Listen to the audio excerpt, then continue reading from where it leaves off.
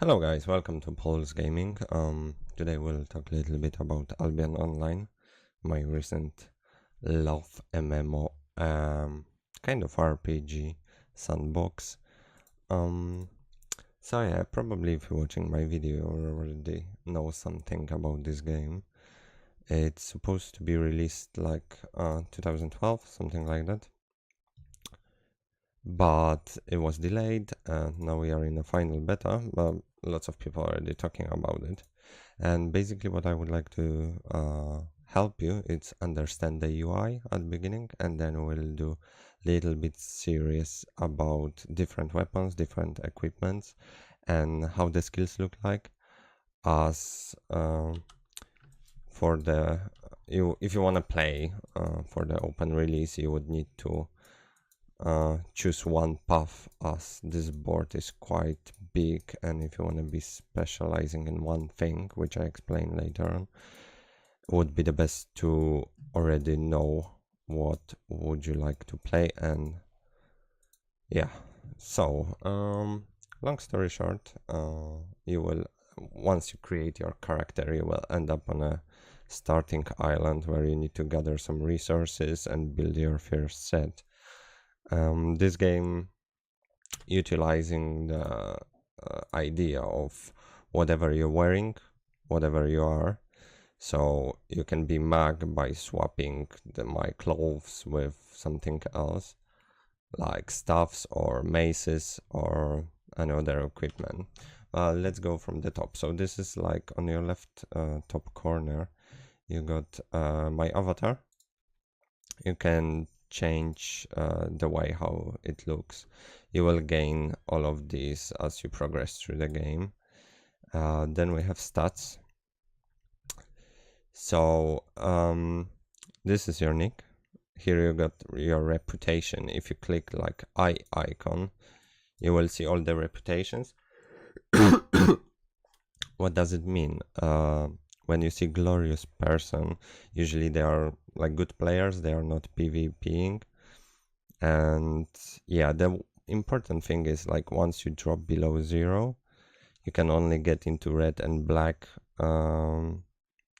areas or zones or cities, and below 10,000 you can only access the black areas and black cities, which is fine because yeah. And as you see, like, all the players, they got like that icon next to them, so it's easy to say who's what. Like, this player is rarely killing the other players. Let me have a look if we got, and this player, his reputation is lower for some reason, because probably he was PvPing in an open world. Yeah, so we got this one, and let's go back to our stats. So most of it is self-explanatory. If you click here, you will have your recent kills, and you can go into details, what they were, and yeah, basically it. Those are your deaths, so you will see who killed you. And this is skill board, which will go to external link where you can just see. Basically it's Albion Online website where you can check all the recent fights, which is always nice to see what the best guild are doing. Then the next thing which I want to talk about, it's like a friend list. So you will have it here, show friends. So if there is a green light appearing here, that means your friends are online.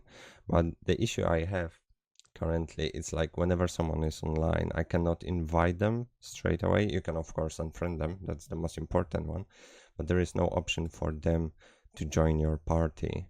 And if you play with friends for the first time, it can be a bit tricky. So what you want to do is just press this plus under your avatar, and you need to type their name. Unfortunately, you cannot do that either by clicking on this person left or right mouse button. It will just whisper them. So you need to usually type their full name, in-game name, so you can add them. So we got friends. Mails. Lots of guild utilize like mails to send message.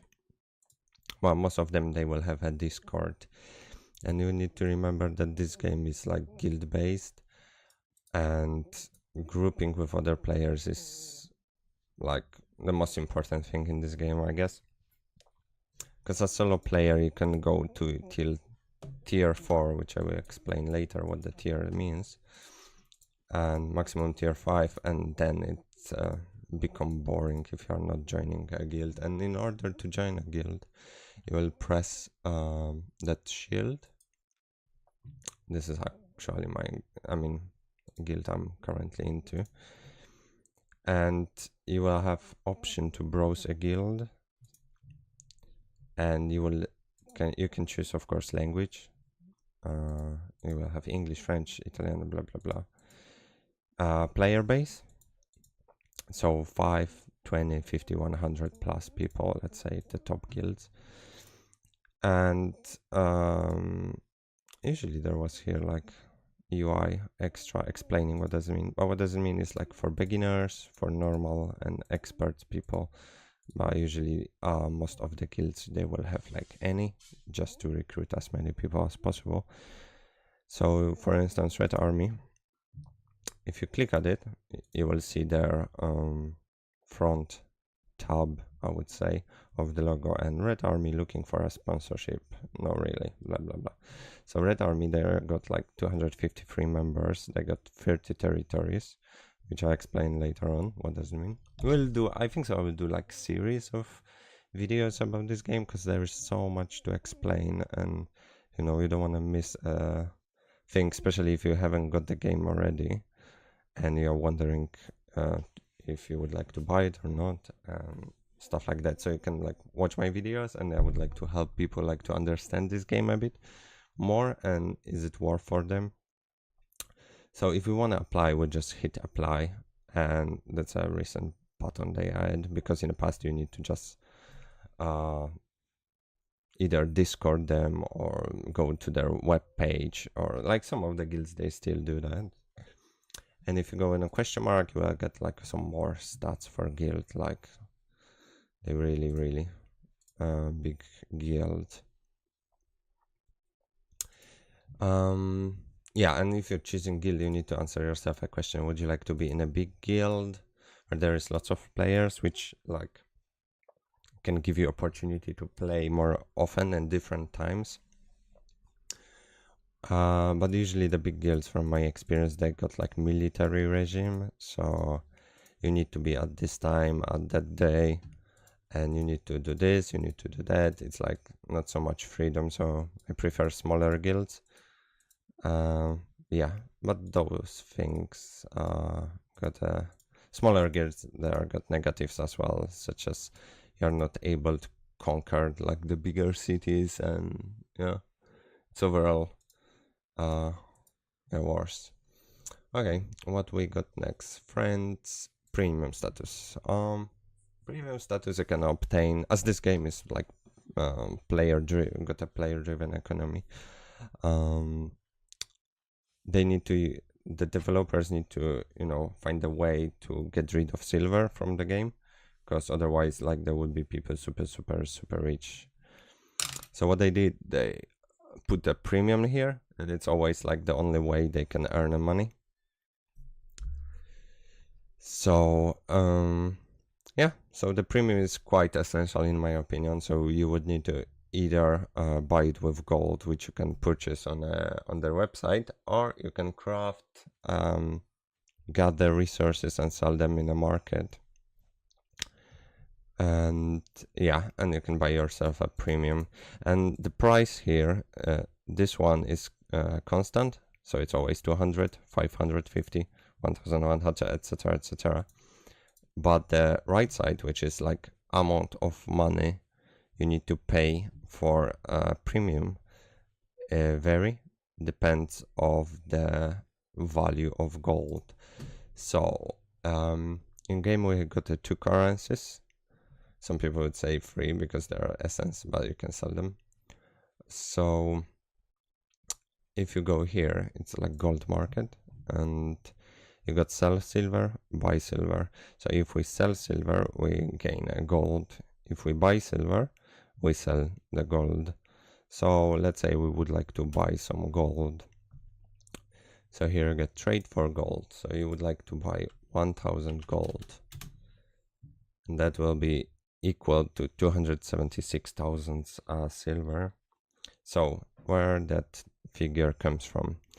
So as the people buying and selling silver and gold in a game, it seems like on a stock market, basically the value of gold per silver is changing each time, as you see, as people putting orders and the system match you for the best order. So but usually it's like constant up, unless someone sell a lot of gold for quite good money, for quite good silver amount, so then it's dropping because other people want to drop as well, so their gold is selling. So usually it's like that. So at the beginning of the game, depends on your Founders pack, you will get some gold, but I would recommend you to keep into that gold and buy as much silver as you can, unless you are pushing like to be the best in a game and stuff like that. Then you would be, you will make that money in the future. But at the beginning of the game, 1 gold was worth 8 silver, so you can imagine how much difference it is now. Those are my orders. You can set up an order, you will see the highest competing price. So this guy is buying 6,800 gold for that amount of money, and best matchable price, it's like someone selling for 275. So you would like, if you would like to buy some gold, you would need to beat that guy to be first on top for other people to sell. So yeah, and what else is important? Once you set up like price per gold, let's say 275, so we want to like sell a lot, we want to buy 1000 gold, that will be 275,000 plus tax, because it costs 10 silver. Of course you can change duration, it doesn't change the setup order. But what I want to let you know before you do that, whenever you create order here or in an auction house, which I will make another video later on, this money will be frozen, so your account will be deducted by the amount, and for the period of time of that order you won't be able to utilize that money. You can always cancel your orders once you will set it up, and then you will receive the money back, except this 10 silver tax, which is not a lot. Having a gold, is it good to keep the gold? It is good for sure at beginning of the game. Yeah, and as you probably see, the value of gold always go up, so it's like long-term investigation. So yeah, okay, so I see we can close almost. Of course you got settings, so let's just get quickly through the settings. We got video, visual quality. Don't expect super quality, as you see, it's not quality game, but currently in this city there is 178 players, so yeah, I don't expect this game to run on a super graphic, and it's not all about it. So yeah, you get some settings, audio, name tags. Name tags are kind of important, because if you switch off the name tags, you won't see except allies. You can change it as well. Especially during gathering, if these players are hostile or not, so if they are able to kill you or not. So let's go into game settings, name tags, let's switch on. I'm usually switching off guild name, because once you encounter so many players in a city, sometimes it can be laggy. Interface, HUD, and yeah. So I think so that's all from user interface UI, which I wanna show you. We can, if we have still a bit time, I can show you the map. So this is the map which you usually working on. So in the cities it's like look a bit different than outside. So this ping will show all your teammates the place where you're heading, so you can ping, and that yellow circle is spreading, so they know which way we are going, for instance. That's mostly utilized in PvP. You can zoom, which I do not recommend it. I mean, yes and no. Thank you, I don't want to duel you. Then we got a map. So yeah, let's leave it for next video because it will be too long, and next video we'll talk about the map. I will show you how to guide through the world map. And yeah, thank you for watching, and I hope you will enjoy it. Take care, people. Take care.